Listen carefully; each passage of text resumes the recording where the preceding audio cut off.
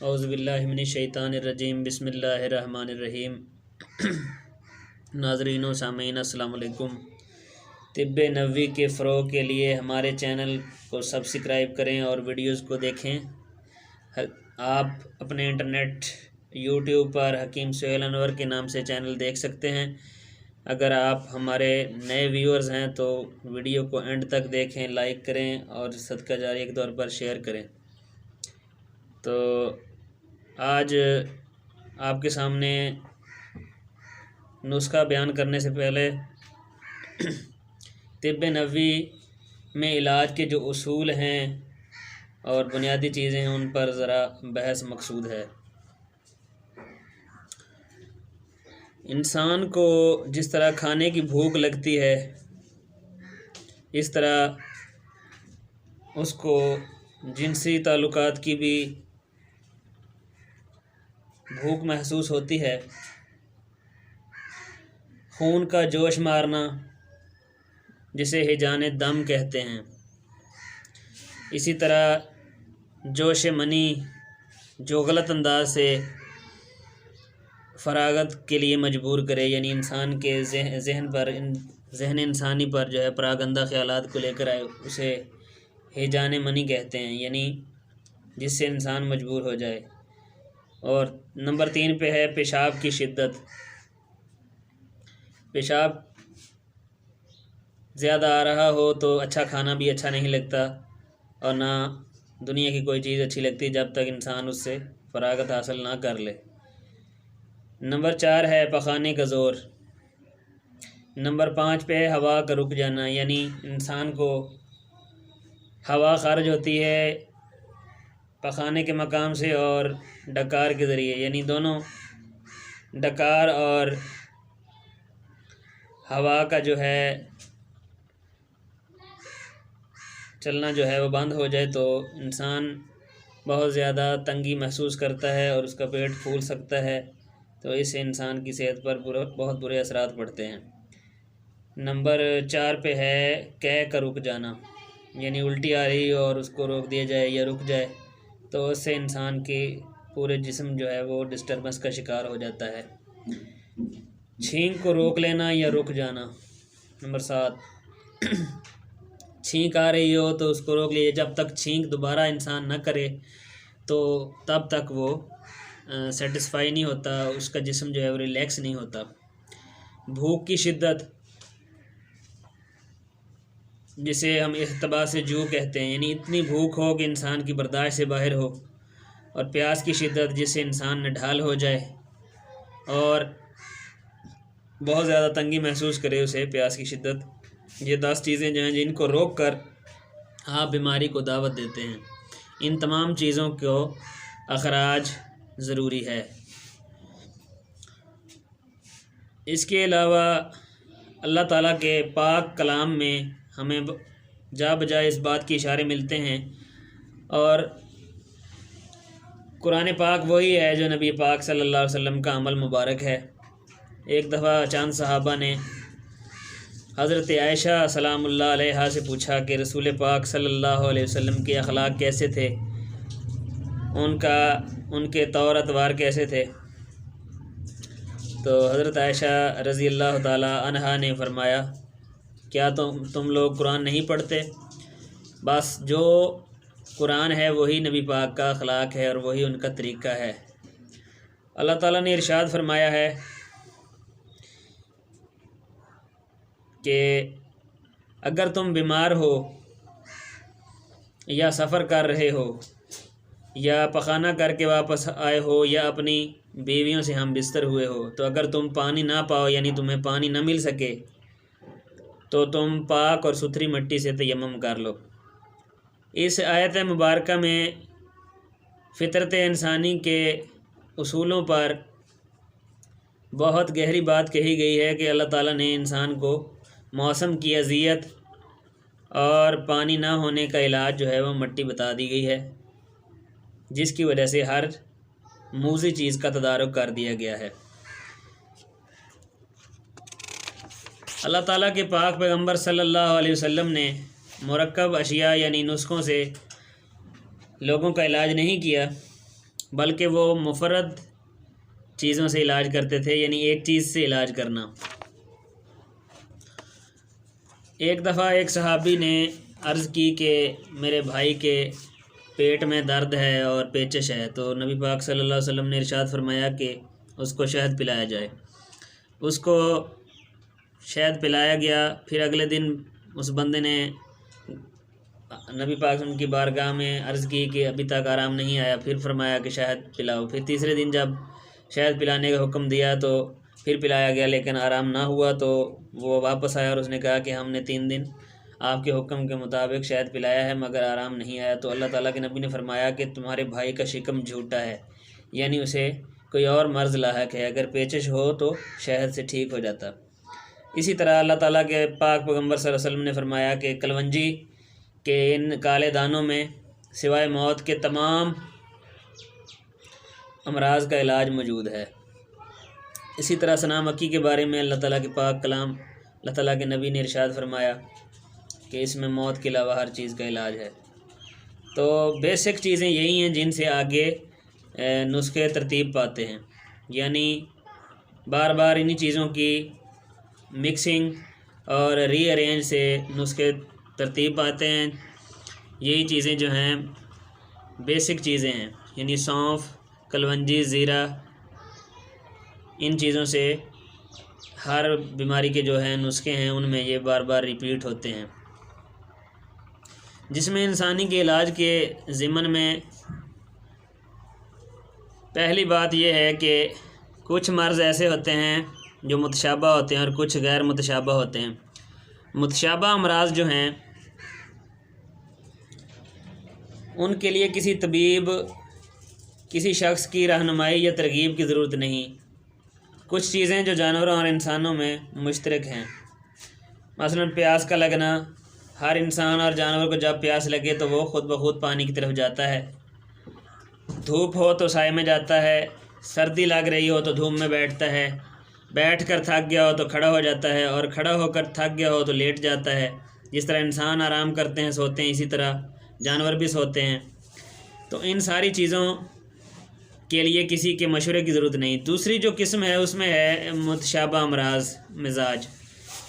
یہ بے اعتدالی کسی حرارت، برودت یا رطوبت کی زیادتی سے لاحق ہو جاتی ہے۔ امراض مادہ کے اسباب اس کے ساتھ ہی ساتھ ہوتے ہیں۔ چونکہ مرض کا سبب ساتھ ہی ہوتا ہے، اس لیے سب سے پہلے مرض کی تشخیص کی جائے۔ جب تک مرض کی تشخیص کامل نہ ہو تو انسان کا علاج جو ہے وہ ادھورا رہتا ہے اور اس میں کما حقہ فوائد حاصل نہیں کیے جا سکتے۔ طبیب کی پہلی شرط یہ ہے، پہلا اس میں خوبی یہ ہونی چاہیے، جس طرح مبلغ کے اوصاف ہیں کہ جو اسلام کی تبلیغ کرے اس کے اوصاف ہوتے ہیں، سب سے پہلا وصف اس کا ہے کہ وہ صابر ہو، صبر و تحمل سے کام لے، اس کی زبان شزد اور صاف ہو، میٹھی زبان ہو، لوگوں کے بد اخلاقی کو صبر کے ساتھ خندہ پیشانی سے برداشت کرے۔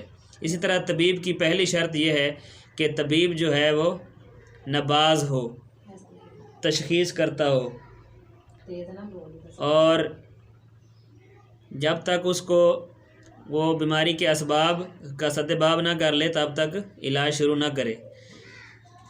سب سے پہلے فرسٹ ایڈ ہوتی ہے، تو اگر کسی کے سر میں درد ہو تو اس کو سر درد کا لیپ کرائیں سر پر، یا اس کو کھانے کی کوئی بھی دوائی دی جائے جب تک اس کا سر کا درد ختم ہوگا۔ یا کسی کو اگر بخار ہے تو پہلے بخار کو کم کرنے کی دوائی اور اسباب کیے جائیں، اس کے بعد اصل سبب کو معلوم کر کے اس کے مطابق علاج کیا جائے۔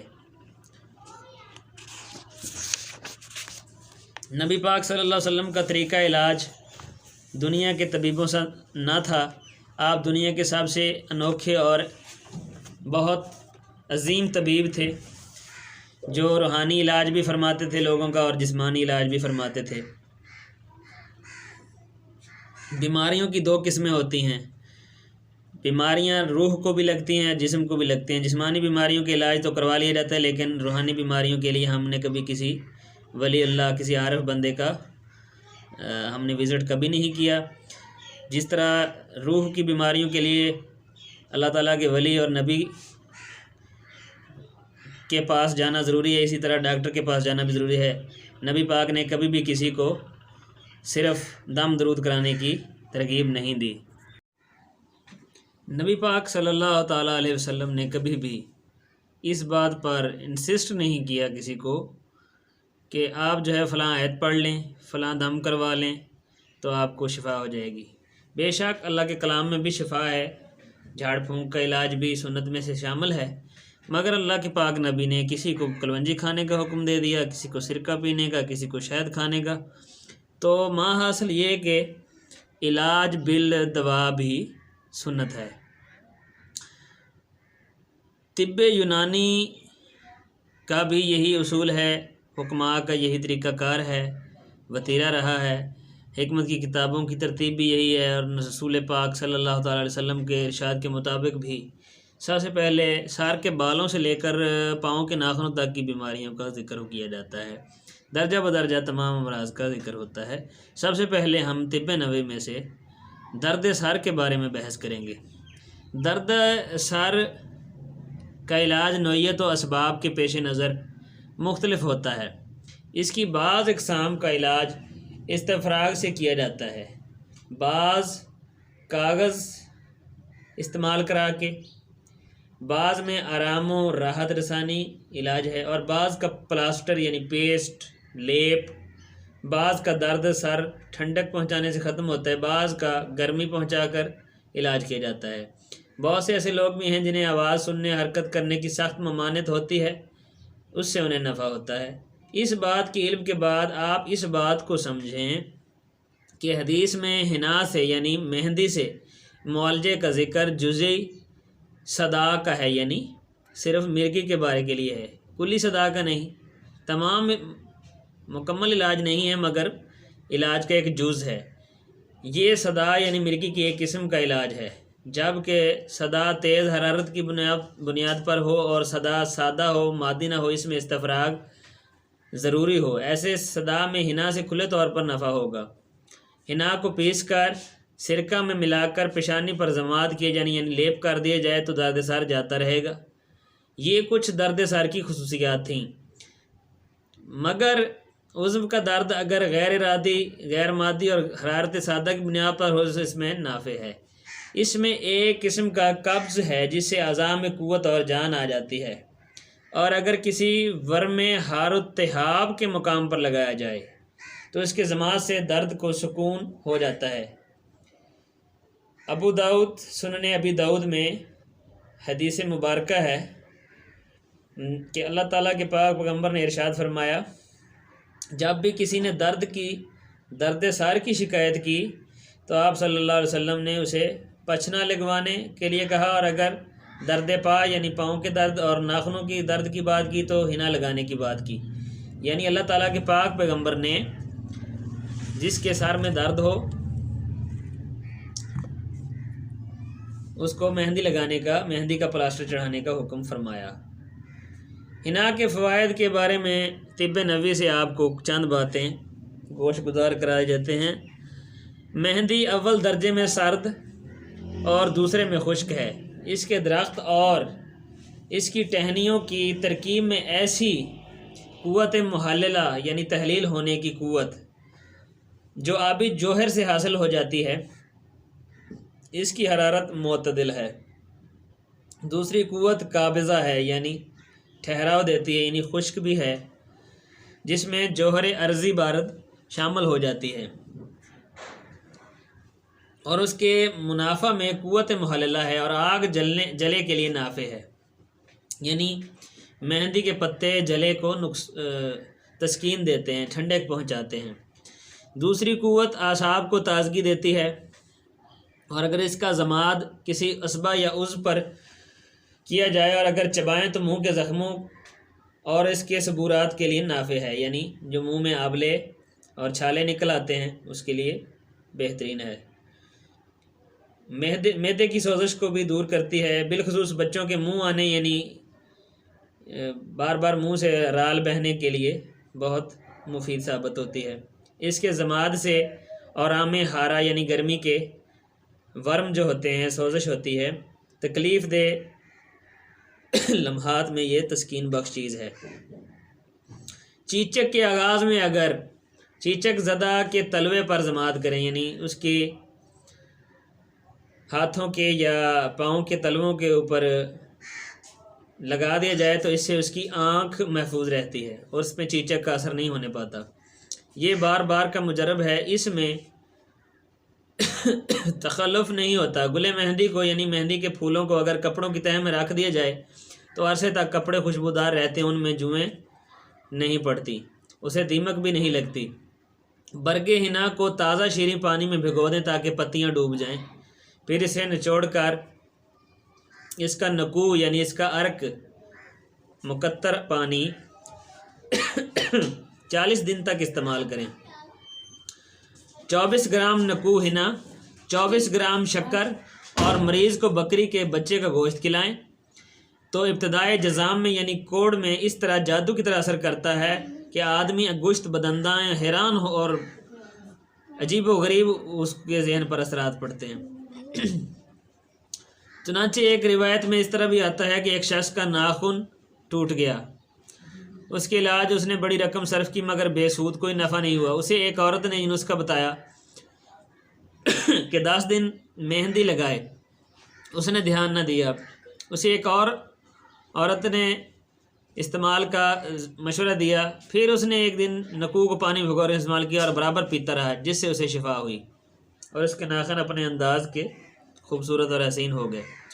اگر ناخنوں پر اسے لگایا جائے تو اسے نفع ہوتا ہے، اس کا حسن بھی بڑھ جاتا ہے۔ اگر گھی میں ملا کر گرمی کے اور عام ورموں پر لگایا جائے، زخموں پر جن سے پیپ نکل رہی ہو، تو زخم ٹھیک ہو جاتے ہیں۔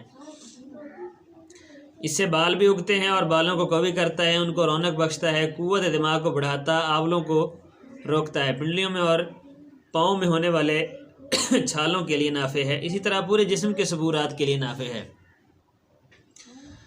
اب آپ کو ایک طب یونانی اور طب نبوی کا امتزاج ایک نسخہ بتاتے ہیں جس سے آپ کے بالوں کی سیاہی برقرار رہے گی اور بال جو ہے وہ گھنے رہیں گے، بالوں میں سرکی، خشکی، ڈینڈرف جسے آپ کہتے ہیں وہ نہیں ہوگی، مہنگے مہنگے شیمپو لگانے کی ضرورت نہیں، کوئی میڈیکل چیزیں استعمال کرنے کی ضرورت نہیں۔ جسٹ آپ نے کیا کرنا ہے کہ آپ نے 1 پاؤ آملے کا تیل لینا ہے، اس میں آپ نے 1 چھٹانک کلونجی، 1 چھٹانک میتھی دانہ اور 1 چھٹانک آپ نے اس میں مصبر سیاہ ڈالنا ہے پیس کر۔ تو اس کو آپ نے آگ پر رکھ لینا ہے اور 1 پاؤ آپ نے سرسوں کا تیل بھی ڈال لینا ہے اور اس کو آگ پر ہلکی آگ پر رکھ لینا ہے۔ جب تمام چیزیں تیل کے اوپر تیرنے لگ جائیں تو پھر آپ کا تیل سمجھیں کہ تیار ہو گیا۔ اب آپ اس تیل کو اتار لیں گے اور کسی صاف ستھری شیشی بوتل میں آپ اس کو محفوظ کر لیں۔ اپنے بالوں کو اگر مرد ہے تو اپنے بالوں کو ہلکا کروائے، حجامت کے بعد سر پر اچھی طرح مساج کرے۔ ناظرین و سامعین، یہ ایسا نسخہ ہے جس سے کم عمری میں جو بال سفید ہونے کا مرض ہے، یعنی وقت سے پہلے، بڑھاپے سے پہلے اگر کسی کے بال بیماری کی وجہ سے، کمزوری کی وجہ سے، سر کے مسام بند ہونے کی وجہ سے، ویکنس سے اگر سفید ہو رہے ہیں تو اس کے لیے انتہائی نافع ہے۔ اس کے وقتی استعمال جو ہے وہ بھی بالوں کو سیاہی دیتا ہے اور اس کا متواتر استعمال کرنے سے آپ کو خضاب لگانے کی ضرورت نہیں پڑے گی۔ یہ تیل لگاتے رہیں اور اپنے بالوں کو ہمیشہ سیاہ رکھیں۔ بال سیاہ کرنے کے اور بھی بہت سارے نسخے ہیں۔ مہندی کے پتوں کا ذکر، اس میں آپ نے اگر بہتر یہ ہے کہ آپ اسی نسخے میں مہندی کے پتے جو ہیں وہ پیس لیں، کلونجی بھی پیس لیں تھوڑی تھوڑی، یعنی نیم کوفتہ، میتھی دانہ بھی اور مصبر بھی۔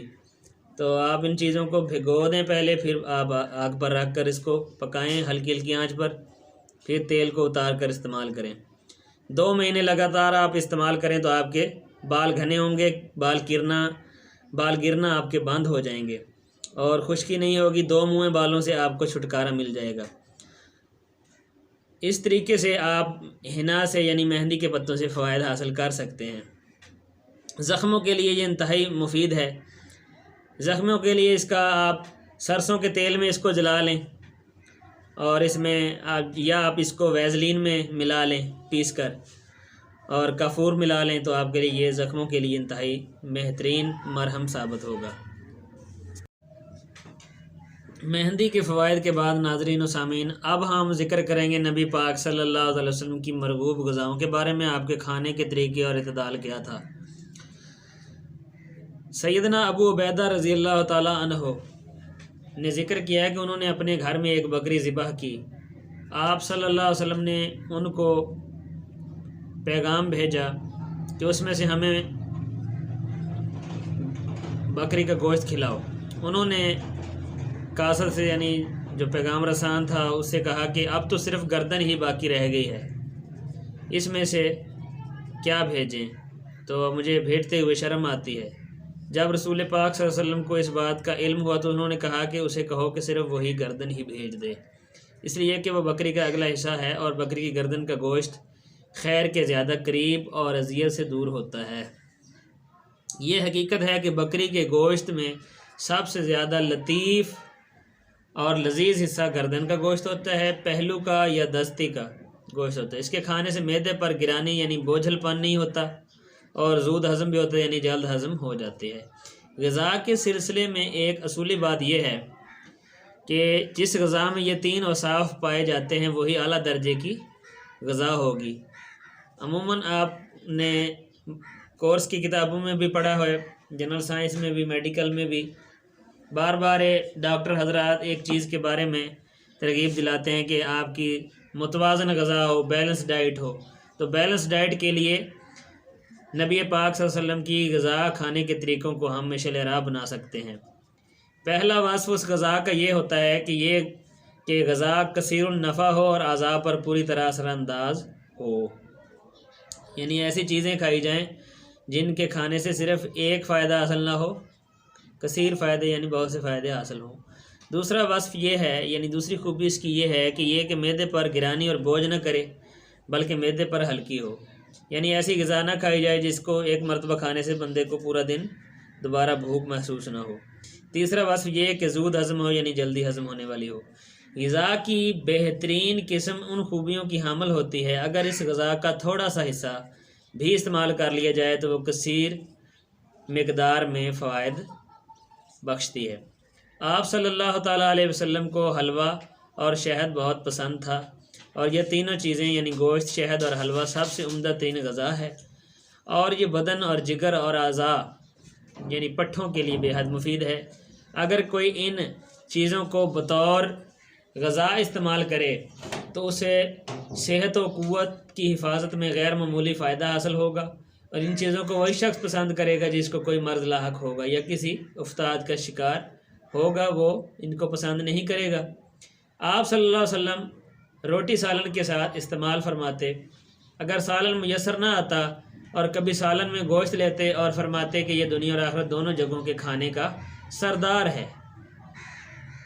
اس میں ایک بات یہ بھی بطریق احسن ہم تک پہنچتی ہے کہ تاریخ دانوں نے کچھ ناانصافیاں کی ہیں، اور انہوں نے بارہا نبی پاک صلی اللہ علیہ وسلم کیا کھانوں میں کہ آپ کو کدو بہت مرغوب تھا، آپ کو کدو بہت پسند تھا، اس بات کی رٹ لگا رکھی تھی، لیکن بیشتر اور مستند کتب کے مطالعہ غیر سے یہ بات بخوبی ثابت ہوئی کہ آپ صلی اللہ تعالیٰ علیہ وسلم کو گوشت سب سے زیادہ پسند تھا، اور گوشت میں بھی آپ کو بکری کا سالن یعنی مٹن جو ہے وہ زیادہ مرغوب تھا۔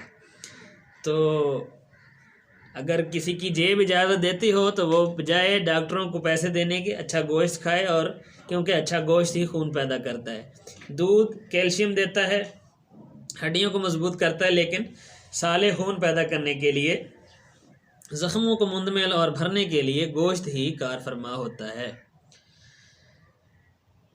ابن ماجہ سے روایت ہے کہ آپ صلی اللہ علیہ وسلم تربوز اور کبھی کھجور کے ساتھ روٹی تناول فرماتے تھے، جس سے اس بات کا بھی ازالہ ہو گیا، اور یہ جو لوگوں میں مشہور ہے خصوصاً دیہاتی لوگوں میں کہ تربوز کے ساتھ پانی پینے سے ہیضہ ہو جاتا ہے، تو آپ صلی اللہ علیہ وسلم کھانا تربوز کے پانی کے ساتھ کھا لیتے تھے، جس سے اس بات کا رد جو ہے سامنے آ جاتا ہے کہ تربوز کو کسی چیز کے ساتھ کھانے سے بھی بد ہضمی نہیں ہوتی۔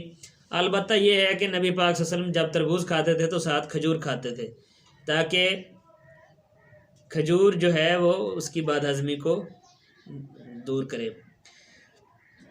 ایک مرتبہ آپ صلی اللہ علیہ وسلم نے جو کی روٹی کے ایک ٹکڑے پر کھجور رکھ کر فرمایا کہ یہ کھجور اس روٹی کا سالن ہے اور یہ بہترین غذا کی صورت ہے، اس لیے کہ جو کی روٹی یابس بارد ہوتی ہے اور کھجور طبیبوں کے دو قول اس سے مطابق ہار رطب ہے، چنانچہ جو کی جو روٹی ہے اس کے سالن کے ساتھ عمدہ ترین غذا ہے، بالخصوص ان لوگوں کے لیے جو اس کے عادی ہوں، جسے اہل مدینہ اس کے بہت زیادہ عادی تھے۔ ان روایات کے پڑھنے سے ہم تک نبی پاک صلی اللہ علیہ وسلم کی کھانے کی عادات اور ان کے فوائد کے ساتھ ساتھ ایک اور چیز جو ہے بہت زیادہ بدرجہ اتم ہم تک پہنچ رہی ہے، وہ یہ ہے کہ سادگی۔ دیکھیں ہم اپنی روزمرہ زندگی میں بہت سی چیزیں ایک ہی دسترخوان پر رکھ کر کھاتے ہیں۔ حضرت امام علی نقی علیہ السلام آپ کا فرمان علی شان ہے کہ دسترخوان پر بے شمار غذائیں ایک ساتھ کھانا شیطان کا کھانا ہے، شیطان کا دسترخوان ہے، تو ایک ہی وقت میں بہت سی چیزیں کھانے سے اجتناب کا حکم دیا گیا ہے۔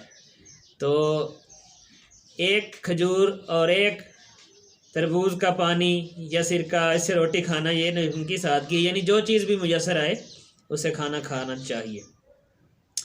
کبھی کبھی آپ صلی اللہ علیہ وسلم روٹی اور سرکہ کے ساتھ تناول بھی فرماتے اور یہ فرماتے کہ سرکہ بہترین سالن ہے۔ سرکہ کی یہ تعریف حالات کے مقتضی کے مطابق ہے، اس سے کوئی شخص دوسرے سالنوں پر سرکہ کی فضیلت نہ سمجھ بیٹھے، جیسا کہ بعض نادانوں نے اس سے سرکہ کی فضیلت سمجھ لی ہے۔ حدیث کا موقف یہ ہے کہ ایک روز آپ صلی اللہ علیہ وسلم گھر میں تشریف لائے تو گھر والوں نے آپ کے سامنے روٹی پیش کی۔ آپ صلی اللہ علیہ وسلم نے فرمایا کیا شوربہ بھی ہے؟ لوگوں نے کہا ہمارے ہاں اس وقت سرکہ کے سوا کچھ بھی نہیں۔ اس موقع پر رسول پاک صلی اللہ علیہ وسلم نے فرمایا کہ بہترین سالن سرکہ ہے، یعنی جب کچھ بھی نہ ہو تو سرکے کے ساتھ کھانا بہت بہتر عمل ہے۔ مقصود کلام یہ ہے کہ سالن کے ساتھ روٹی کھانا حفاظت صحت کے اصول میں سے ہے، صرف ان میں سے کسی ایک کے استعمال سے بہتر ہے کہ دونوں کا ایک ساتھ استعمال کیا جائے۔ سالن سے روٹی کی اصلاح ہوتی ہے اور وہ حفاظت صحت کے لیے مناسب معلوم ہوتی ہے، یعنی روٹی کو گلانے اور ہضم ہونے اور براستہ پخانہ خارج ہونے کے عمل جو ہے معدے کی آنتوں میں پہنچ کر جزو بدن بننے کے لیے ضروری ہے کہ سالن کے ساتھ روٹی کھائی جائے، خوب چبا چبا کر کھائی جائے تاکہ اسے ہضم کرنے میں معدے کو دقت محسوس نہ ہو اور زیادہ قوت کار فرما نہ ہو سکے۔ آپ صلی اللہ علیہ وسلم کا یہ قول بالکل ایسا ہی ہے جیسے آپ صلی اللہ علیہ وسلم نے پیغام دینے والے سے فرمایا کہ مخطوبہ کو دیکھ لینا مستحب ہے، یعنی جس سے بات کر رہے ہیں اس کو دیکھ لینا مستحب ہے، اس لیے کہ اسے باہمی موافقت اور ملائمت کی راہ ہموار ہوتی ہے۔ جب شوہر بیوی کو دیکھ کر شادی کرتا ہے تو ایک دوسرے سے مانوس ہوتے ہیں، یعنی یوز ٹو ہوتے ہیں، یعنی ان کو ہچکچاہٹ ہیزیٹیشن وغیرہ نہیں ہوتی اور شرمندگی سے دوچار ہونا نہیں پڑتا۔ ناظرین و سامعین، اس سے ایک اور بات کا معاملہ بھی حل ہوتا ہے کہ ہندوستان میں بالخصوص ہمارے معاشرے میں شادی سے پہلے مرد و عورت کا ایک دوسرے کو دیکھنا ملنا سخت ناپسند کیا جاتا ہے اور اسے باعث شرم بے حیائی کے معنی دیے جاتے ہیں، جبکہ حضرت صلی اللہ علیہ وسلم نے ارشاد فرمایا ہے کہ میاں بیوی ایک دوسرے کو اگر دیکھ کر شادی کریں گے تو ان میں اجنبیت ختم ہوتی ہے اور اس سے محبت اور یگانگت جو ہے اس میں اضافہ ہوتا ہے۔ آپ صلی اللہ علیہ وسلم اپنے علاقے کے پھلوں کا استعمال اس کے موسم میں فرماتے تھے، یعنی پنجابی میں بھی ایک کہاوت مشہور ہے کہ پھل موسم دا تے گل ویلے دی، تو پھل اس کے سبزی اور پھل جو بھی ہیں وہ اپنے موسم میں استعمال کیے جائیں تو وہ زیادہ مفید ہوتے ہیں، ورنہ بصورت دیگر بے موسمی جو بات یا بے موسمہ جو پھل ہوتا ہے یا سبزی وہ معدے کو ضرر پہنچاتی ہے، بیماریوں کا باعث بنتی ہے۔ حفظان صحت کے اصولوں کے اسباب میں سے ایک اہم سبب یہ ہے کہ اللہ تعالیٰ نے اپنی حکمت بالغہ کے ذریعے ہر علاقے میں پھل پیدا کیے جو اس کے علاقے کے باشندوں کے لیے مفید اور نفع بخش تھے، اور وہ لوگ ان کی بہتات کے وقت اس کے استعمال کر کے آسودہ حال رہتے تھے۔ اس سے ان کی صحت و توانائی میں غیر معمولی اضافہ ہوتا ہے۔ تو ناظرین، آپ تک ان باتوں کا پہنچانا کہ نبی پاک کے کھانے کے انداز و اطوار کیا تھے، ان کے پینے کے انداز و اطوار کیا تھے، ان کا مرغوب غذا کون سی تھی، ان تمام باتوں سے ماخوذ ایک اور اہم ترین بات کہ کیسی غذائیں کھائی جائیں جو انسان صحت مند رہتا ہے۔ آج کے اس دور میں آپ دیکھتے ہیں کہ لوگ بہت زیادہ معدے کی بیماریوں میں مبتلا ہیں، اور معدہ پورے جسم کی ماں ہوتا ہے اور ہیڈ ہوتا ہے، یعنی کنٹرولر بھی ہوتا ہے۔ اگر معدہ ٹھیک نہیں ہوگا تو آپ لوگوں کو طرح طرح کی بیماریاں لگ سکتی ہیں۔ طب نبوی میں مباشرت کے کچھ اصول بتائے گئے ہیں کہ آپ نے کیسی غذائیں کھانی ہیں، کس وقت مباشرت کرنی ہے، کس وقت آپ نے نہیں کرنی، اور مباشرت کس نیت سے کرنی ہے، جس سے آج کل کی نئی نسل جو ہے بہت زیادہ دور ہے۔ آج کی نسل فحش مواد، لٹریچر اور انٹرنیٹ پر بری فلمیں دیکھ کر تباہ و برباد ہو رہی ہے، تباہی کے دھانے پر کھڑی ہے۔ تو اسی وجہ سے جنسی ہیجان بڑھ رہا ہے، جو ہم نے پیچھے ذکر کیا کہ احتباس منی یا اس طرح کی جو تھا کہ وہ ایسا ہیجان پیدا ہو رہا ہے کہ اس کے بغیر گزارا نہیں ہے، تو اس کی تسکین کے لیے غلط ذرائع اپنائے جاتے ہیں۔ اس وجہ سے جماع جو ہے وہ کس وقت کرنا چاہیے، کب کرنا چاہیے، اور نکاح کس سے کرنا چاہیے، اس ساری باتوں کے لیے ہم مباشرت کے ان اعلیٰ قوانین کی طرف آتے ہیں جو طب نبوی میں رائج تھے یا آپ صلی اللہ علیہ وسلم کے فرمودات کے مطابق تھے۔ جماع اور قوت باء کے سلسلہ میں آپ صلی اللہ علیہ وسلم کی ہدایات سے بڑھ کر کسی اور کی ہدایات اپنانا اہم نہیں، ان کو اپنا کر صحت کی حفاظت کی جا سکتی ہے۔ مباشرت کا پہلا مقصد نسل انسانی کی بقا ہے، اور جماع سے ہی انسان کی بہبود اور افزائش پیداوار جو ہے وہ منحصر ہے۔ اس کے بغیر دنیا میں نسل انسانی کا وجود قائم نہیں ہے، حتیٰ کہ جانوروں کا وجود بھی قائم نہیں ہو سکتا۔ مادہ اور نر کا جو تصور ہے قرآن پاک میں اللہ تعالیٰ نے ارشاد فرمایا ہے کہ ہم نے تمام جانداروں کے جوڑے بنائے ہیں۔ دوسرا مقصد اس کا ہے رطوبات کا اخراج، جن کے رک جانے سے سارے بدن کو نقصان اور ضرر پہنچ سکتا ہے۔ تیسرا مقصد اس کا ہے خواہش پوری کرنا، لطف اندوزی اور نعمت الہی سے بہرہ بار ہونا، اور یہی ایک نفع ہے جو انسان کو جنت میں حاصل ہوگا، کیونکہ وہاں نہ اضافہ نسل ہوگا اور نہ ذخیرہ منی کو بذریعہ جماع و استفراغ کرنا مقصود ہوگا۔ یعنی جنت میں انسان کو تفریح تباہ حاصل ہوگی اور دائمی زندگی ہے، اور دائمی موسم جس میں نہ گرمی نہ سردی، نہ بھوک نہ نیند، یعنی انسان وہاں ہمیشہ جوان رہے گا اور اللہ تعالیٰ کی نعمتوں سے بہرہ بار ہوگا۔ ہم بستری کا طب یونانی میں اور طب نبوی کے کمبائن مطالعہ سے یہ بات اظہر من الشمس ہے کہ جماع کا صحیح وقت رات کا آخری پہر ہوتا ہے، یعنی جب غذا ہضم ہو چکی ہوتی ہے۔ رات کے کھانے کے فوراً بعد سونا، عشاء سے پہلے سونا ویسے بھی منع کیا گیا ہے، اور رات کے کھانے کے فوراً بعد ہم بستری کرنا بیماریوں کو دعوت دینے کے مترادف ہے۔ ان سے انسان عورت اور مرد دونوں کا نہ تو وہ بالکل ہی بھوکے ہوں اور نہ برودت ہو، یعنی ان کے معدہ میں کھانے کی اتنی گرانی اور اتنا بوجھ نہ ہو۔ اس سے عوارضات جنم لیتے ہیں، پھیپھڑوں اور پیٹ کے امراض، معدے کے امراض پیدا ہوتے ہیں۔ خصوصاً مردوں میں نئی شادی کے بعد یہ مسائل پیدا ہوتے ہیں کہ مرد کا پیٹ جو ہے وہ ضرورت سے زیادہ بڑا ہونا شروع ہو جاتا ہے۔ عورتوں میں بھی یہی نقص پایا جاتا ہے، جس سے انسان کا جسم بھدا محسوس ہوتا ہے، اسے چلنے پھرنے بیٹھنے میں دقت محسوس ہوتی ہے۔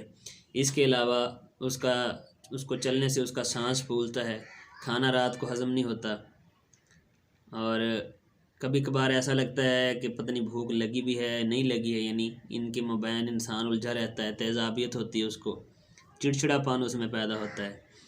تو سب سے بہترین وقت جو دستور نبوی صلی اللہ علیہ وسلم ہے کہ رات کا آخری پہر ہو۔ نمبر 2، اسلام میں مرد اور عورت کو ایک دوسرے کا لباس کہا گیا ہے۔ اللہ تعالیٰ نے قرآن پاک میں فرمایا کہ تم ان کا لباس ہو اور وہ تمہارا لباس ہیں، یا اس کا ترجمہ یہ کر لیں کہ تم ان کی پوشاک ہو، وہ تمہاری پوشاک ہیں۔ ناظرین و سامعین، میرے عزیز بہنوں اور بھائیوں، اس ویڈیو کو دیکھتے وقت میری باتوں کو انتہائی توجہ سے دیکھیں۔ یہ ایک فارمل ویڈیو نہیں ہے جس میں کچھ چند نسخے بتا کے آگے بندہ چل پڑتا ہے۔ اس ویڈیو میں آپ کو بنیادی قوانین اور فطری عناصر سے روشناس کرا رہا ہوں۔ انسان اگر غلط طریقے سے ہم بستری کرے گا تو اس کی صحت خراب ہو سکتی ہے۔ اور نمبر 2 یہ ہے کہ ہمیشہ مسلمانوں کو اللہ کے نبی نے فرمایا کہ وہ کنواری لڑکیوں سے شادی کریں، اور تاکہ نسل انسانی بڑھ سکے، میری امت میں اضافہ ہو سکے۔ بانجھ عورت سے شادی کرنے سے اللہ کے نبی نے منع فرمایا، اور ان پڑھ جاہل عورت سے بھی شادی کرنے سے منع فرمایا۔ مرد اور عورت ایک دوسرے کی پوشاک ہیں۔ اس میں بہت سے راز ہیں کہ ایک تو میاں اور بیوی دونوں، بیوی اپنی سہیلیوں میں اور مرد اپنے دوستوں میں اپنے پردے کی راز کی باتیں شیئر نہ کریں، یہ کبیرہ گناہ ہے۔ اللہ تعالیٰ نے رات کو اسی لیے بنایا ہے کہ وہ خود ستار العیوب ہے، وہ عیبوں پر پردے ڈالنے والا ہے، اور اپنی بے پردگی کی باتیں غیر مردوں اور غیر عورتوں سے نہ کی جائیں، اس سے سختی سے منع کیا گیا ہے۔ نمبر 2، میاں اور بیوی ایک دوسرے کو دیکھ بھی سکتے ہیں، اکٹھے نہا بھی سکتے ہیں، وہ ایک دوسرے کی پوشاک ہیں۔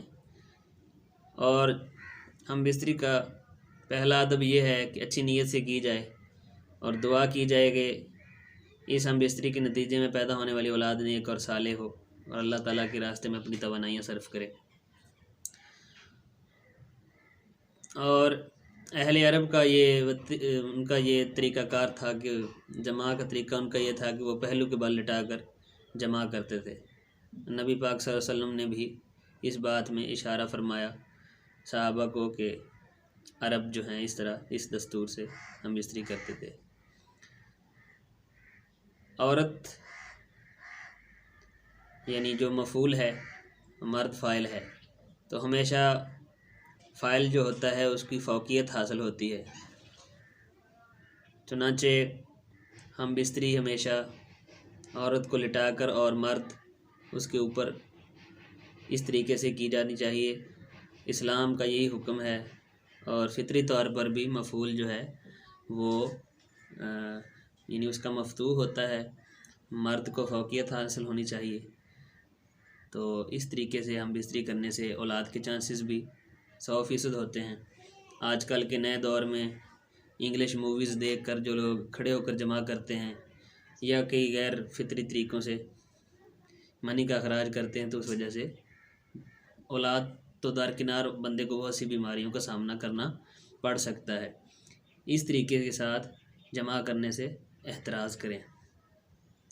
اور غسل کا بہترین طریقہ یہی ہے کہ جمع آخری وقت میں کیا جائے، آخری پہر میں، اور زیادہ دیر لیٹے رہنا بھی مناسب نہیں۔ جلدی اٹھ کر غسل کیا جائے اور نماز روزہ کیا جائے۔ اس کے علاوہ بالکل فوراً ہم بستری کے بعد استنجا یا غسل بھی نہیں کرنا چاہیے، جس سے انسانی صحت بگڑ سکتی ہے، اس کو بہت سی بیماریاں گھیر سکتی ہیں۔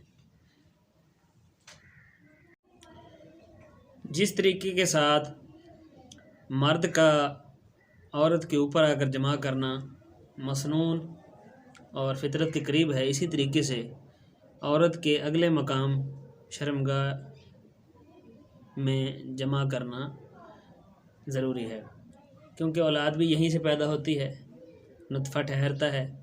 عورت کے پچھلے مقام میں صحبت کرنا لواطت، بدفعلی اور قبیح ترین گناہ ہے۔ اللہ تعالیٰ کے رسول پاک صلی اللہ علیہ وسلم نے ارشاد فرمایا، ان کے پاس ایک صحابی آیا، اس نے کہا کہ اس نے اپنی بیوی کے پچھلے مقام سے صحبت کی ہے، تو نبی پاک نے منہ پھیر لیا اور سخت ناپسند فرمایا۔ آگے سے یا پیچھے سے اس میں کچھ لوگوں کو شاید ابہام ہو کہ اللہ تعالیٰ نے اپنے کلام پاک میں ارشاد فرمایا ہے کہ عورتیں تمہاری کھیتیاں ہیں، تو چاہے آگے سے آؤ یا پیچھے سے آؤ۔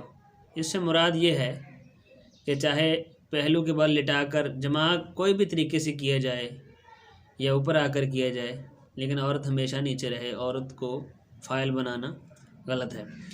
تو چاہے جس طرف سے بھی جس طریقے سے بھی جمع کیا جائے، اگلے مقام میں کیا جائے۔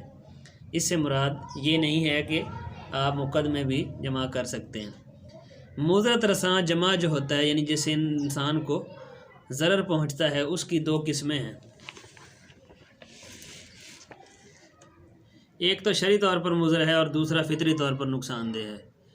شرعی طور پر مضرت رساں جمع یہ ہے کہ حالت احرام میں، حج کے موقع پر، روزے کی حالت میں، اعتکاف کی حالت میں، یا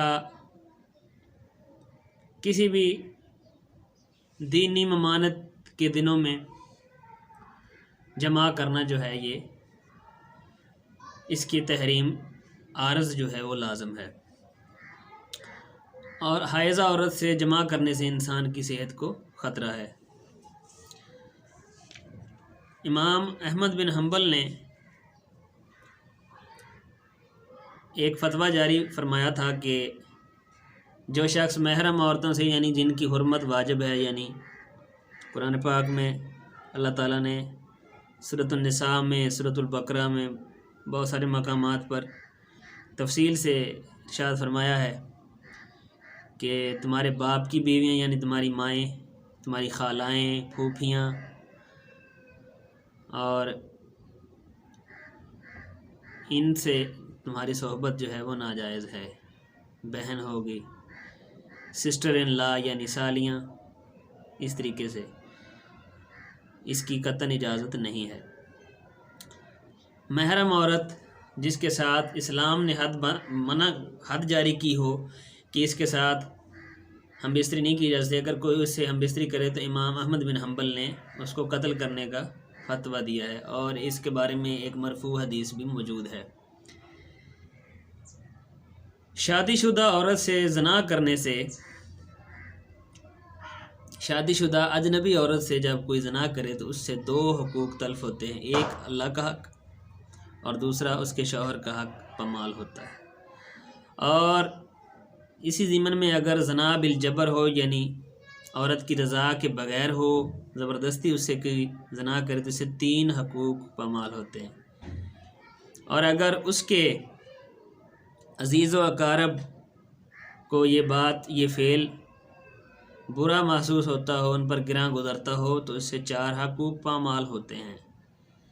اور اگر زانی اس کا محرم ہو عورت کا تو 5 حقوق پامال ہوتے ہیں۔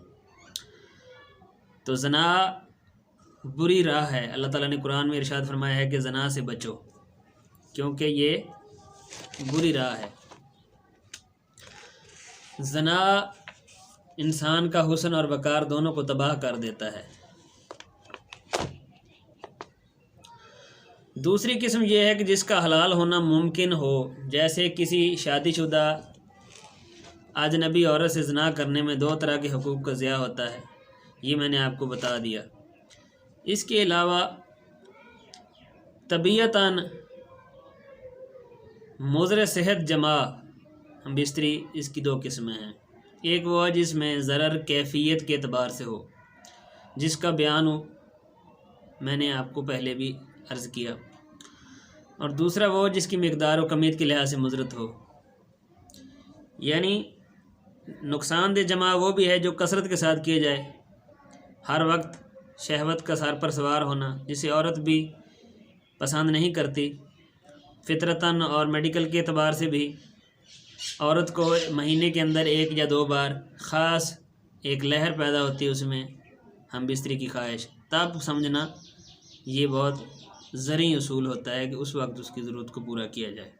ہر وقت کثرت جمع یعنی ہر وقت ہم بستری کرنا، روزانہ کرنا، اس سے قوت ضائع ہو جاتی، اعصاب کمزور پڑ جاتے ہیں، راشا کا مرض پیدا ہوتا ہے جس میں ہاتھ اس طرح بندے کے لرزتے ہیں، فالج ہو سکتا ہے، لکوہ، اس طرح کی تشنج جیسی مہلک بیماریاں گھیر لیتی ہیں۔ انسان کی بینائی کی قوت جو ہے وہ بہت زیادہ کمزور ہو جاتی ہے، اور بدن کے مسام مجاری جو ہیں وہ کھل جاتے ہیں۔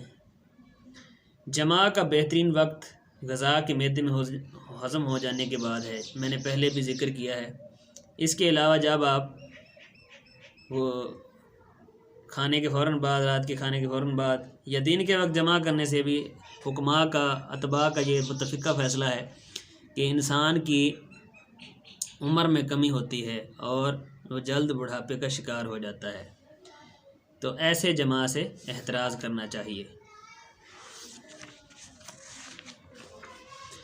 ناظرین و سامعین، مباشرت کے ان قوانین پر عمل پیرا ہو کر ہی ہم اچھی زندگی اور خوشگوار ازدواجی زندگی گزار سکتے ہیں۔ نبی پاک صلی اللہ علیہ وسلم کا طریقہ کار یہ تھا کہ آپ ایک ہی شب میں اپنی زوجاؤں سے جو ہے مباشرت کر لیتے تھے اور ایک ہی بار میں غسل فرما لیتے تھے صبح۔ تو نبی پاک صلی اللہ علیہ وسلم نے اچھی عورت اور نیک اور جنتی عورت کا اس کے بارے میں بڑی فصاحت سے ارشاد فرمایا ہے کہ دنیا ایک پونجی ہے، یعنی ایک متاع ہے، اور دنیا کی سب سے عمدہ متاع، عمدہ پونجی نیک بیوی ہے۔ نبی پاک صلی اللہ علیہ وسلم نے اپنی امت کے لوگوں کو کنواری لڑکی اور حسین و جمیل لڑکی سے شادی کرنے کی ترغیب دی ہے۔ نبی اکرم صلی اللہ علیہ وسلم سے کسی نے دریافت کیا کہ بہترین عورت کی کیا خصوصیت ہے؟ نبی اکرم صلی اللہ علیہ وسلم نے ارشاد فرمایا کہ بہترین عورت وہ ہے کہ جب مرد اس کی طرف دیکھے تو اس کو خوش کر دے، اور جب کسی کام کو حکم دے تو اس کی تعمیل کرے، اور کسی کام سے روک دے تو اس سے رک جائے، اور اس کے بارے میں شوہر سے مخالفت نہ کرے۔ اللہ تعالیٰ کے پاک نبی صلی اللہ علیہ وسلم نے ارشاد فرمایا کہ النکاح من سنتی، کہ نکاح میری سنت ہے۔ نوجوانوں، جن کو قوت مباشرت ہو، یعنی جن میں اتنی سکت ہو، حیثیت ہو، اسے شادی کر لینی چاہیے، اس لیے کہ اس سے نگاہ محفوظ رہتی، انسان میں حیا پیدا ہوتا ہے، اور حدیث پاک ہے کہ الحیاء من الایمان، کہ حیا ایمان سے ہے، ایمان کا جز ہے، اور شرمگاہ کی حفاظت ہوتی ہے، انسان غلط کاریوں سے بچ جاتا ہے۔ جو اس کی استطاعت نہیں رکھتا اسے روزہ رکھنا چاہیے تاکہ اس کی جنسی قوت جو ہے وہ کمزور ہو۔ سیدنا جابر رضی اللہ عنہ نے جب ایک شادی شدہ عورت سے نکاح کیا تو آپ صلی اللہ علیہ وسلم نے ان سے فرمایا، تو نے کنواری عورت سے شادی کیوں نہیں کی کہ تو اس سے کھیلتا اور وہ تجھ سے کھیلتی؟ ابن ماجہ میں اپنی سنن میں انس بن مالک رضی اللہ عنہ سے روایت کی ہے کہ انس نے فرمایا، رسول اللہ صلی اللہ علیہ وسلم نے فرمایا کہ جو شخص اللہ سے پاک و صاف حالت میں ملنا چاہتا ہے اسے آزاد عورتوں سے شادی کرنی چاہیے۔ اس سے انسان کے جو ہے زندگی جو ہے وہ انتہائی خوشگوار گزرے گی۔ شادی شدہ مطلقہ عورت سے شادی کرنے سے یہ ہے کہ بوڑھی عمر کی، یعنی جو بانجھ عورت ہو، اس سے شادی کرنے سے اللہ کے نبی نے منع فرمایا ہے کہ اس سے جو ہے نسل بڑھوتری نہیں پا سکتی۔ اللہ تعالیٰ کے نبی جو ہیں ان کا ایک اور طریقہ کار تھا شب بیداری کا، یعنی صبح جب وہ اٹھتے تھے تو وہ پہلے اللہ کی حمد کرتے، تکبیر بجا لاتے، پھر مسواک فرماتے تھے اور اپنی گفتگو سے اللہ تعالیٰ سے دعائیں طلب کرتے تھے۔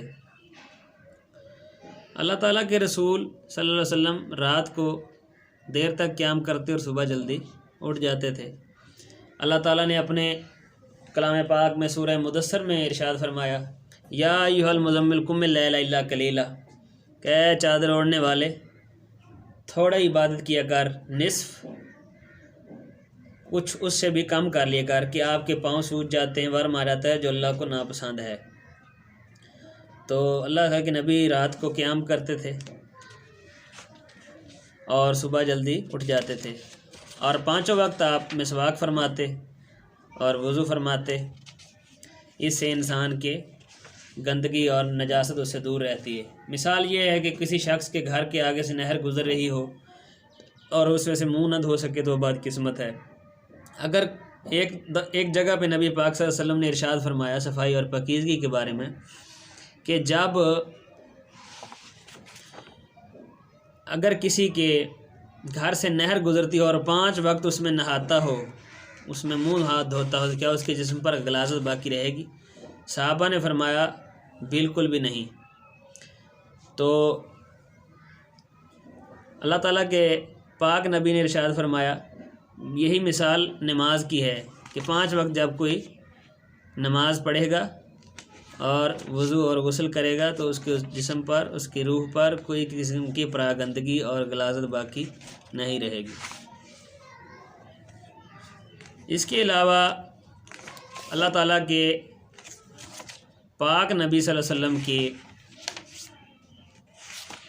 طب میں، آپ کی سنت میں کچھ اور بیماریوں کے متعلق علاج اور ہدایات ہیں۔ خوشبو لگانے کی ہدایات بھی کافی اہم ہیں، حفظان صحت کی اس کے تناظر میں بہت اہمیت کی حامل ہیں۔ اللہ تعالیٰ کے نبی نے ارشاد فرمایا، جس کو خوشبو پیش کی جائے اس کو واپس نہ لوٹائے، کہ یہ اچھا اور ہلکا تحفہ اور خوشبو عمدہ ترین بھی ہے، اس سے لوگوں کی آپس میں یگانگت اور اتحاد اور محبت بڑھتی ہے۔ اللہ تعالیٰ پاک ہے اور پاکیزگی کو پسند فرماتا ہے، کریم ہے، کرم کو پسند کرتا ہے، سخی ہے جو جود و سخا کو پسند فرماتا ہے۔ لہذا اپنے آنگن کو صاف و شفاف رکھو، یہودیوں کی طرح مت ہو جاؤ جو اپنے گھروں میں کوڑا کرکٹ جمع رکھتے تھے۔ ابن ابی شیبہ نے بیان فرمایا ہے کہ نبی پاک صلی اللہ علیہ وسلم کے پاس سکہ نامی ایک طرح کی خوشبو تھی جس کو آپ صلی اللہ علیہ وسلم استعمال کرتے تھے۔ نبی اکرم سے یہ حدیث صحیح طور پر ثابت بھی ہے کہ ہر مسلمان پر اللہ کا حق یہ ہے کہ وہ ہر ہفتے غسل کرے اور اگر اسے خوشبو میسر ہو تو لگائے، اور مسجد میں خوشبو لگا کر جائے۔ لہسن یا پیاز کھا کر یا جیب میں تمباکو وغیرہ لے کر مسجد میں نہ جائے تاکہ دوسرے نمازیوں کو کراہت پیدا نہ ہو۔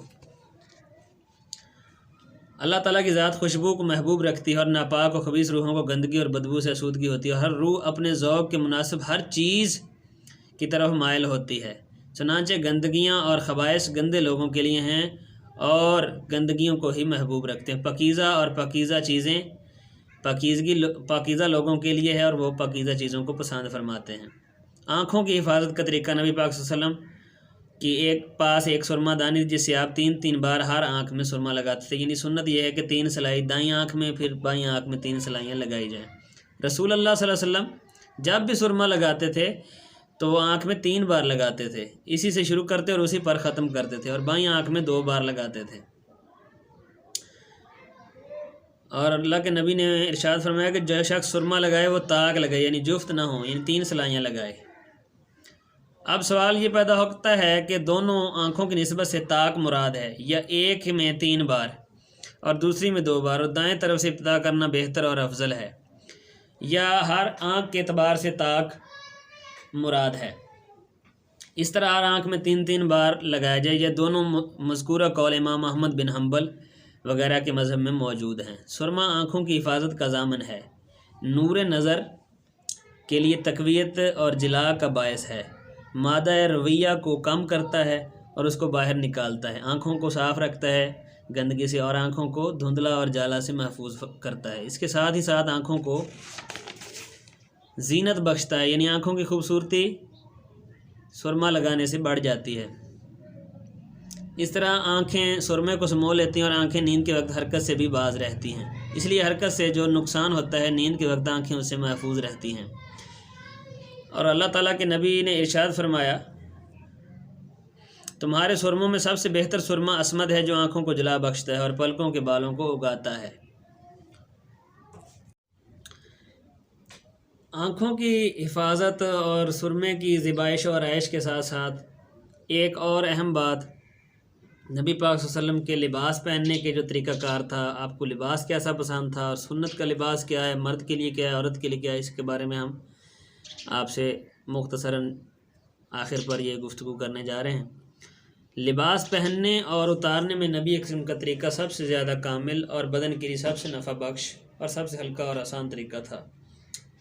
آپ صلی اللہ علیہ وسلم اکثر چادر اور تہبند پہنتے تھے، اس لیے کہ دوسرے ملبوسات کے مقابلے میں بدن پر ہلکا محسوس ہوتا تھا۔ آپ صلی اللہ علیہ وسلم کرتا بھی زیب تن فرمایا کرتے تھے، بلکہ یہ آپ کو بہت زیادہ پسند تھا، اور آپ صلی اللہ علیہ وسلم کا پسندیدہ لباس جو تھا سفید رنگ کا ہے۔ اس کی وجہ یہ ہے کہ ایک تو یہ بزرگی کی علامت ہے، دوسرا یہ ہر پہننے والے پر جچ جاتا ہے، دوسرے نمبر یہ کہ حج کے موقع پر بھی انسان سفید لباس میں ہوتا ہے، اور جب وہ مرتا ہے، فوت ہوتا ہے، تب بھی اس کو سفید رنگ کا کفن پہنایا جاتا ہے۔ آپ صلی اللہ علیہ وسلم کے کرتے کی آستینیں پہنچے تک ہوتی، اس سے بڑی نہ ہوتی کہ پہننے سے دقت کا سامنا کرنا پڑے اور معمولی حرکت اور گرفت سے مانے نہ ہو، اس سے چھوٹی ہوتی کہ سردی اور گرمی میں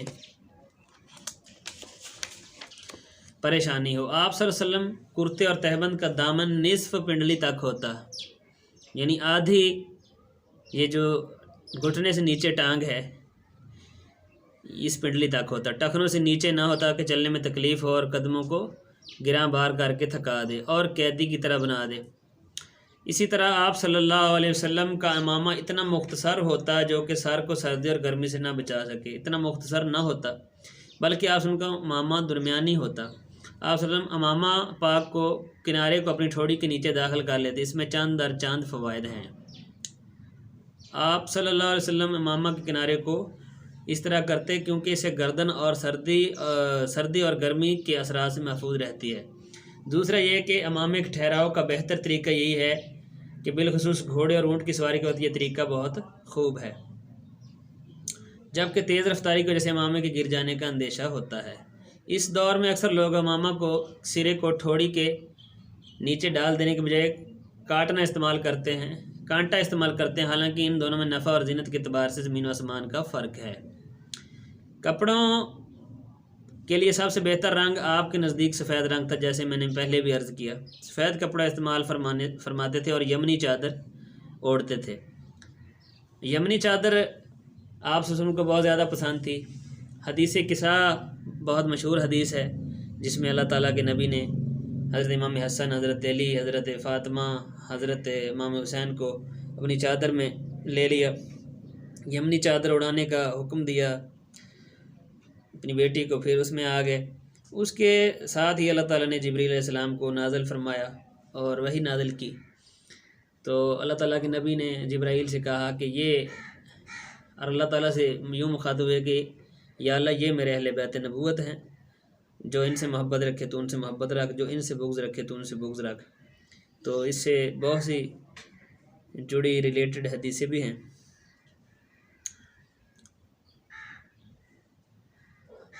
اور جو نبی پاک ان کو سفید کے بعد رنگ پسند تھا، سرخ جوڑا آپ نے کبھی بھی زیب تن نہ فرمایا، صرف یمنی چادر کے علاوہ، جس میں سیاہی، سرخی اور سفیدی تینوں موجود تھیں، یعنی اکیلا سرخ کپڑا آپ کبھی نہیں پہنتے تھے۔ اسی طرح آپ نے سبز جوڑا بھی زیب تن فرمایا۔ ہم اس کا پہلے بیان کر چکے ہیں کہ جس نے یہ سمجھا کہ آپ صلی اللہ علیہ وسلم نے گہرے سرخ رنگ کا جوڑا زیب تن فرمایا، اس کا خیال غلط ہے۔ اسی طریقے کے ساتھ رہائش گاہ کے لیے نبی کریم صلی اللہ علیہ وسلم کا طریقہ کیا ہے؟ آپ صلی اللہ علیہ وسلم کو اس بات کا یقین تھا کہ آپ ہم دنیا میں اس طرح ہیں جیسے کوئی مسافر ہے، تو آپ بہت زیادہ عالی شان گھروں کے بنانے کے قائل نہیں تھے کہ یہ دنیا ایک کچھ دیر کی رکنے کی جگہ ہے۔ آپ صلی اللہ علیہ وسلم اور آپ وسلم کے اصحاب و کرام رضی اللہ عنہ کے پیروکاروں کو یہ طریقہ تھا کہ وہ عالی شان اور بلند بلڈنگیں نہ بناتے اور نہ انہیں پختہ اور آراستہ و کشادہ کرتے، بلکہ مسافر کے گھر کی سب سے بہترین گھر سادہ ہوتا ہے جسے گرمی اور سردی سے محفوظ رہا جائے، یعنی تن ڈھانکنے کو، سر ڈھانپنے کو ایک چھت چاہیے ہوتی ہے۔ وہ ایک مشہور شعر ہے میرے ایک شفیق استاد نذیر ڈھالا کھیلوی صاحب کا کہ سوئے گا کیا پیٹھ کے بل پتھروں کی پیٹھ پر، ایک غریب شہر کو خالی بچھونا چاہیے۔ اور ایک واقعہ ضمناً مجھے یاد آ رہا ہے، ایک بادشاہ کے محل کے آگے ایک فقیر رات کو لیٹا اور محل کے آگے وہ سو گیا۔ صبح جب بادشاہ کی آنکھ کھلی تو اس پر حیف آیا اور اس نے اسے حقارت کی نظر سے دیکھا اور فقیر سے یوں مخاطب ہوا، سناؤ رات کیسی گزری؟ تو فقیر نے کہا بادشاہ کچھ تجھ جیسی گزری اور کچھ تجھ سے بھی اچھی گزری۔ تو بادشاہ کو سخت غصہ آیا، اس کا چہرے کا رنگ جو ہے وہ سرخ ہو گیا تغیر سے۔ اس نے کہا میرے جیسی نہیں ہو سکتی اور تو کہہ رہا ہے کہ تجھ سے اچھی بھی گزری، وہ کس طرح مجھے ایکسپلین کر بتا۔ فقیر نے کہا جب تو سو گیا اور میں بھی سو گیا تو یہ تیرے جیسی ہو گئی، یعنی تو بھی سو گیا اور میں بھی سو گیا، فرق کوئی نہ رہا جب نیند نے دونوں کو مغلوب کر لیا۔ اور صبح تو سویا رہا اور میں نے اٹھ کر اللہ کی عبادت کی تو یہ تجھ سے اچھی گزر گئی۔ اگر آپ کو میری ان باتوں سے نیکی کی خوشبو آ رہی ہو تو اس کو زیادہ سے زیادہ شیئر کریں، اور اللہ تعالیٰ پردے کی باتوں کے اظہار سے شرم نہیں کرتا۔ اللہ نے اپنے قرآن پاک میں باتیں کھول کے بیان کی ہیں۔ میں نے بھی خیال رکھا ہے کہ سوٹیبل لفظوں کے ساتھ آپ کو اچھے طریقے سے یہ باتیں بتا دوں۔ میری ماؤں بہنوں بھائیوں کے لیے یہ سب سے صاف اور شذدر باتیں تھیں، ان میں کہیں بھی میں نے کوئی فحاشی پھیلانے یا ایسی کوئی بات کرنے کا ذکر نہیں کیا۔ جیسے آپ نے اکثر چینلوں کو دیکھا ہے حکیموں کے کہ وہ بہت برے برے اوپر ٹائٹل لگاتے ہیں کہ اس سے کرنے سے یہ ہو جائے گا وہ ہو جائے گا، ایسی دوائی کہ 1 منٹ میں یہ کر دے، یہ سب بکواس باتیں ہوتی ہیں، ان باتوں سے گریز کریں۔ میں نے آپ کو جو بھی باتیں کی ہیں وہ حوالہ سے حدیث و قرآن کے حوالے سے کی ہیں، اور طب یونانی اور نبوی کے امتزاج کو میں نے آپ کے سامنے اجاگر کیا ہے۔ آپ اپنا بہت زیادہ خیال رکھیے گا اور اپنی دعاؤں میں یاد رکھیے گا۔ وآخر الدعوانا الحمدللہ رب العالمین۔